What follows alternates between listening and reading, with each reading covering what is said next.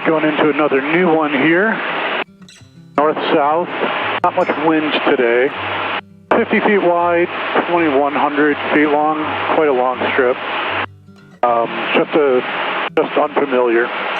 There's a tower on the sectional. Oh, there it is. I thought it was supposed to be south of the tower, but it's actually north of the tower. So I got a briefing from the owner on this one. He said it dips a little at the center, and I see that. He also warned me about the power lines, and I see those as well. Interestingly, he didn't tell me about the tower. I saw that on the sectional.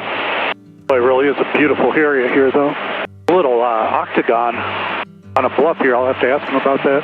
There's a couple houses on the north end of the strip, but as a courtesy, he tries not to overfly those, so I'll do the same. So we'll do a bit of an inspection pass here again. Yeah, there's quite a valley here. Power lines at the end. Power lines along the east side.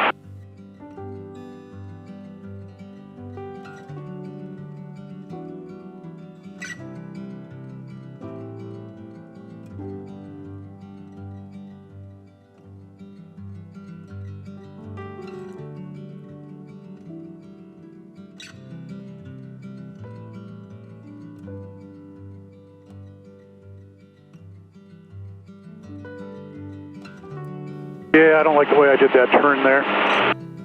Turned early to avoid the tower, which is safe. It's fine. What I would prefer to have done is continued to go straight off the end, because making that turn early took me over some of the neighbors. There's a bunch of trees that blew down. I don't know if that was a straight line wind or maybe a tornado came close to touching down. Just a little bit bumpy considering a little wind there really.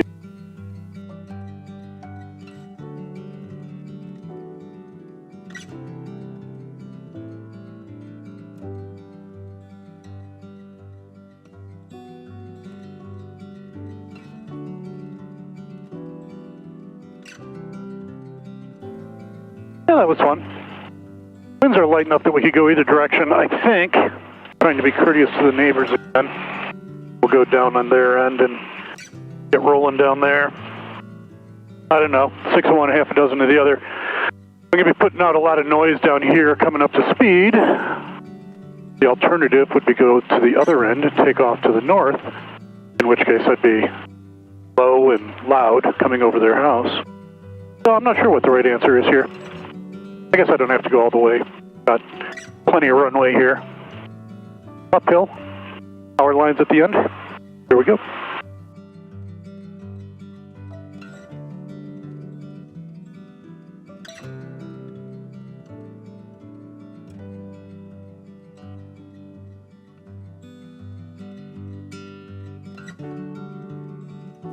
So thanks, Mike. Thanks for letting me check out your strip.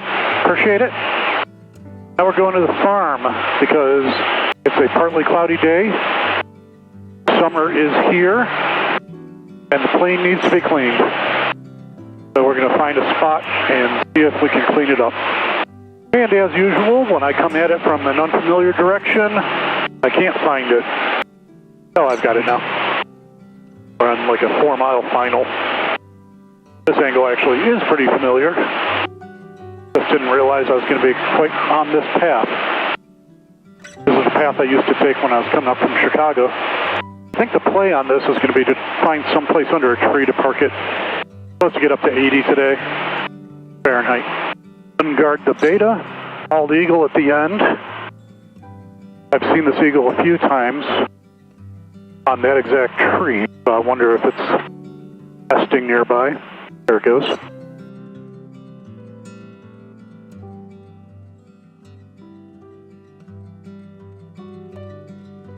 Oh, hit a puddle. Man, kind of makes you wonder if cleaning the plane is ever worth it, doesn't it, Chris? But everything had dried out. I believe, yeah. I believe all the hail bales have been moved out of the way. Trying to be a little bit more careful in case some of them aren't. Really, some of them are already gone. And I see tracks in the grass, so worker must have been up grabbing some of them already. Okay, here we go. Let's get to cleaning. This morning I was supposed to be recording a quick video for this product Plane Perfect has called One.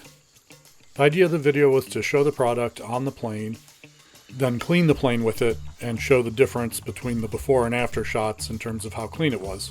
Unfortunately, the product works so well that I couldn't actually do the after shot because the product wouldn't stay on the airplane. So after being frustrated for a few minutes, I realized that this itself was actually a pretty compelling testimony about the quality of the product. The name One comes from the fact that it's designed to be used on any surface. So you can use it on your leading edges, on your windshield, on your cowl, on your fuselage, whatever you want to. One product, all surfaces. So give it a try, I think you'll like it. This time we're making fried tofu with red curry paste.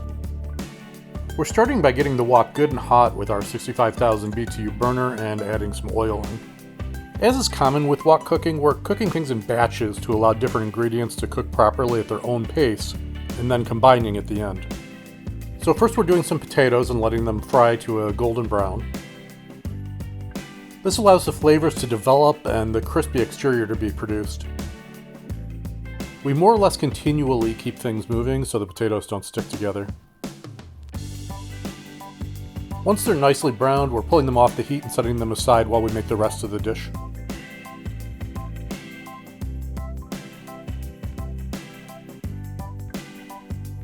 My family ate veg for a while, and fried tofu was always one of my favorites since it's cheap, easy, and the neutral flavor of the tofu can work with just about anything you would want to combine with it. So into our hot oil goes some cubed extra firm tofu. As with the potatoes, we're cooking until golden brown. In this case, the frying also adds a ton of structural integrity to the tofu. This will be important later when the final dish comes together and we want the cubes to remain intact to add texture to the dish. Next, we get rid of most of the oil. We're not frying the veggies, just leaving enough to prevent them from sticking. Into this, we add eggplant, red pepper, and basil. Then a drained can of baby corn, a can of coconut milk, and a can of sliced water chestnuts. That's the veggies. Now we need to add some heat and flavor, so in goes some red curry paste. Since this is a camping meal, I went with a jarred paste. But the basic idea is coriander seeds, cumin seeds, shallots, red Thai chilies, lemongrass, Thai lime leaves, and shrimp paste. Finally, a healthy dose of fish sauce for some umami. You can see the wok has taken a while to heat back up. There's a lot of ingredients going in at once, and the medium is on medium-low when it should have been higher. I'm still getting used to this new setup. The flavors are starting to come together nicely, so we're going to move on to the final step of combining everything together.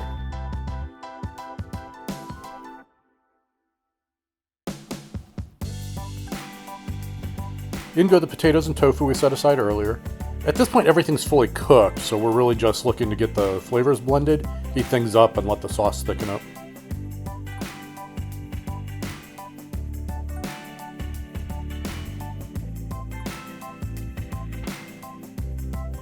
To encourage thickening, we add a little cornstarch, and now everyone is a happy family.